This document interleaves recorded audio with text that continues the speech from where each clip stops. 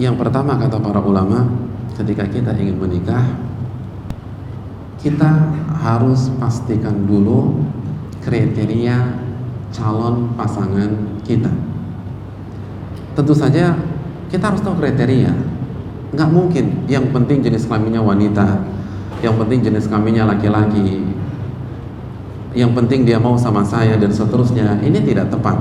Kita harus menentukan kriteria. Langkah pertama dijelaskan para ulama, untuk mendapatkan pasangan yang benar adalah tentukan kriteria. Atau mau yang mana dulu? Kriteria calon istri atau calon suami?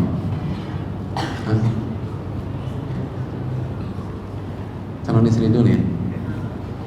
Nggak mau yang calon suami ya teman-teman? Iya, oke. Kriteria calon istri.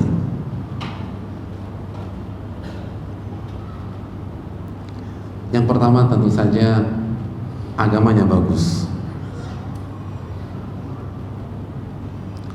Nabi SAW bersabda dalam hadis riwayat Imam Bukhari, tunkahul mar'atu li arba'. Wanita itu dinikahi karena 4 perkara. Limaliha, wali hasabiha, wali jamaliha, wali dinina, fadfar bidati din taribat yadam.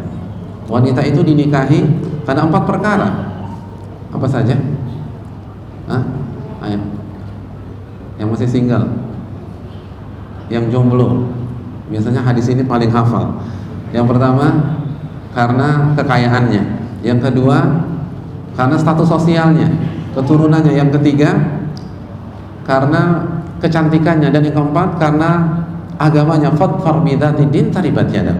Maka pilihlah yang baik agamanya, maka Anda akan beruntung. Anda akan beruntung. Ini penting.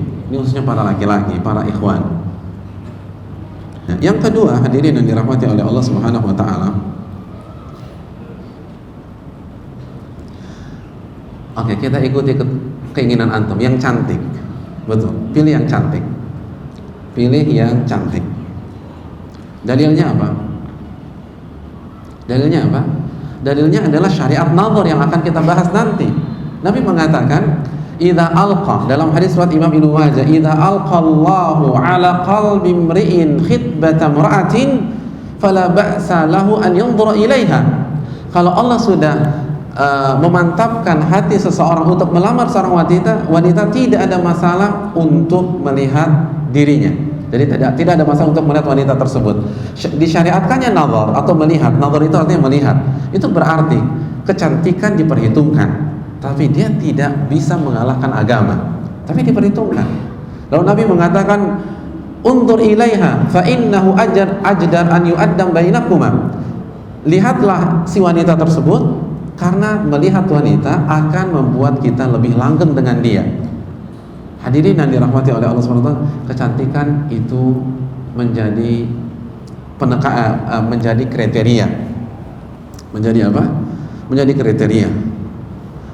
Dan keliru seorang laki-laki menikah tanpa mempertimbangkan masalah ini. Dan saya beberapa kali mendapatkan kasus akhirnya cerai hanya 2 bulan, 3 bulan, 4 bulan, karena dari awal nggak suka dengan wajahnya, nggak suka dengan fisiknya, tapi dia paksakan, atau dipaksa sama ustadz atau murabinya untuk mau surga nggak, nikah ini akhwat hafal 30 juz, hafal Arba'in Nawawiyah, hafal Sahih Bukhari, hafal Sahih Muslim, dan seterusnya. Akhirnya mau nggak mau dia nikah. Ketika nikah nggak cinta dia, karena dia membohongi dirinya. Hadirin sekalian, Islam adalah agama yang luar biasa. Islam mengakomodir. Allah mengatakan tentang agama kita fitrah, dan fitrah laki-laki suka dengan fisik wanita. Oleh karena itu, jika kita ingin menikah, pertimbangkan kecantikan. Pertimbangkan kecantikan. Jelas ini hadirin yang dirahmati oleh Allah. Nah, itu yang kedua. Yang ketiga,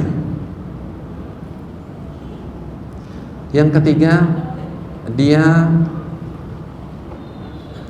wanita yang penuh dengan rasa cinta dan bisa mengungkapkan rasa cintanya.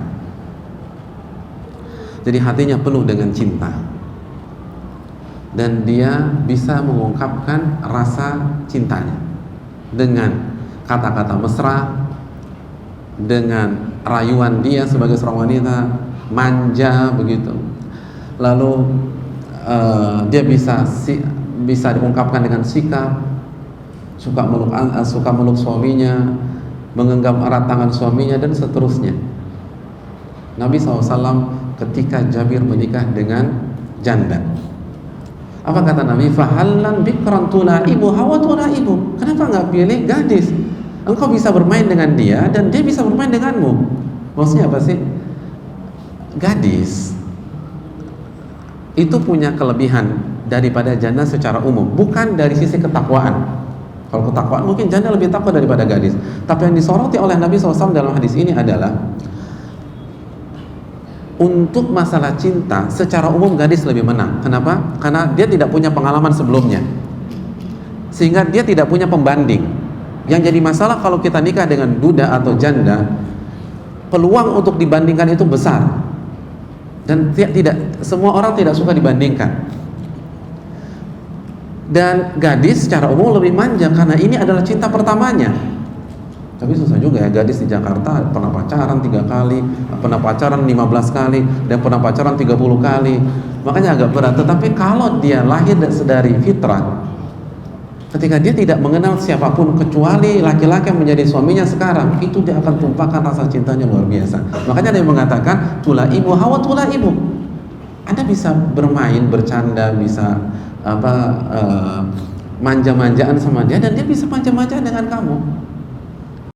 Menunjukkan bahwa salah satu wanita yang hendaknya kita jadikan bahan pertimbangan adalah wanita yang penuh dengan rasa cinta.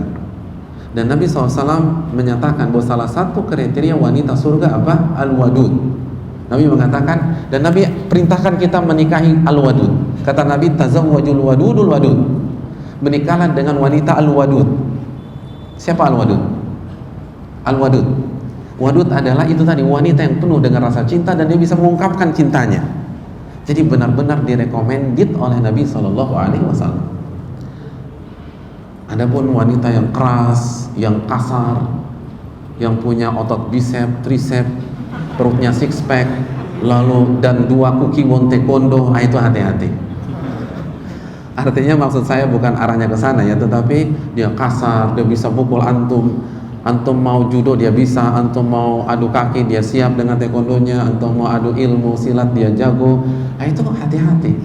Jadi wanita yang kasar itu nggak boleh. Wanita yang keras dengan suami, dikit-dikit pecahin piring gitu loh, dikit-dikit lempar sendok, itu tidak diperbolehkan dan itu tidak recommended. Cari yang halus, yang lembut, yang santun, yang manja. Itu yang ketiga. Yang keempat apa? Yang keempat, cari yang apa lagi? Sebenarnya kalau kita cukup di kriteria ini sudah luar biasa. Ini sudah luar biasa. Tapi sebagian para ulama memberikan tambahan. Di antaranya ada sebuah pembahasan para ulama, walaupun hadis ini dipermasalahkan, tapi maknanya benar. Kata ada dalam riwayat iyyaka wa khudratid dimam. Anda jangan menikahi wanita yang punya karakter khudra dimam. Apa maknanya? Al-mar'atul hasna fil manba'is su. Wanita yang baik dan soleh tetapi di tengah-tengah keluarga yang bermasalah. Itu hati-hati. Itu nggak direkomendin. Jadi artinya kalau bisa carilah wanita yang keluarganya baik-baik. Antum kenal kakaknya, antum kenal adiknya, kakaknya enak, orang tuanya baik, dan seterusnya. Tapi karena salah satu yang tidak direkomend di dalam dunia para ulama, walaupun hadisnya diperselisihkan validitasnya, tetapi maknanya benar. Ulama mengatakan salah satu yang perlu dipikir ulang, ini wanita baik, rajin tahajud, rajin puasa Daud, ngajinya kencang, tetapi orang tuanya bermasalah, lingkungannya rusak.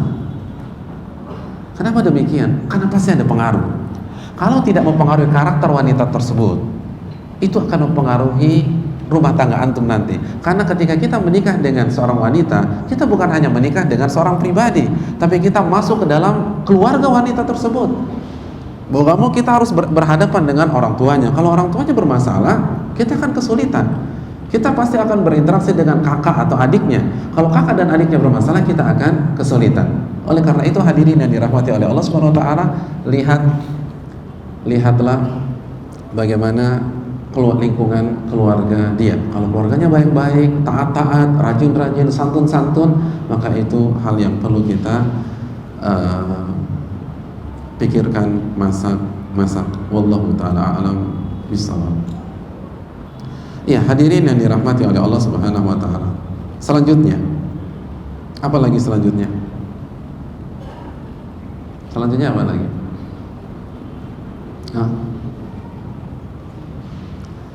Selanjutnya adalah para ulama mengatakan kaya. Tapi ini hanya kriteria tambahan, penyempurna. Tentu kalau boleh milih wanita yang soleh, cantik, kaya, atau soleh, cantik, miskin, kalau boleh milih nih, jangan senang dulu kalau boleh milih. Kaya. Dan kita di antara penjelasan para ulama, Khadijah kaya. Dengan kaya dia bisa dukung dakwah antum, kita lebih terjaga, apalagi uangnya halal dan seterusnya. Jadi hadirin yang dirahmati oleh Allah Subhanahu wa taala, kita tahu Nabi menikah dengan Khadijah dan Khadijah adalah orang kaya. Tetapi orientasi kita bukan harta. Tapi ini hanya menunjang akhirat kita. Itu pun jika memang benar-benar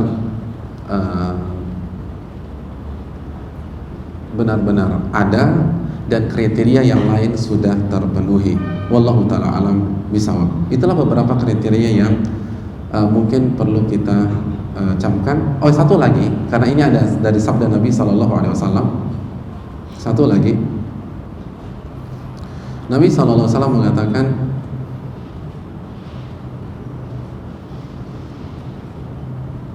subur, tazawwajul waludul wadud. Nikahlah dengan wanita yang penyayang, penuh dengan rasa cinta dan subur. Al-walud itu subur. Al-walud itu subur.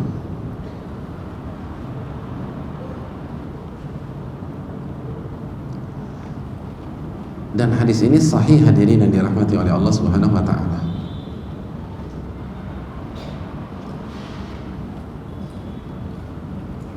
Bahkan sebagian ulama mengatakan hendaknya kita memprioritaskan janda daripada gadis. Kenapa? Karena untuk membuktikan kesuburan, janda sudah terbukti. Misalnya janda anak 13, subur nggak? Subur. Kalau gadis pembuktiannya gimana? Nggak ada. Tapi pendapat ini lemah. Antum boleh bernafas lega, pendapat ini lemah. Karena bisa dicek dari beberapa sisi. Apalagi sekarang kita bisa minta dicekkan ke dokter, kalau mau silahkan. Tapi kita bisa lihat dari keturunannya para ulama, dari nasabnya, dia dari keluarga yang banyak anak atau tidak, karena faktor gen itu pengaruh. Wallahu ta'ala bishawab.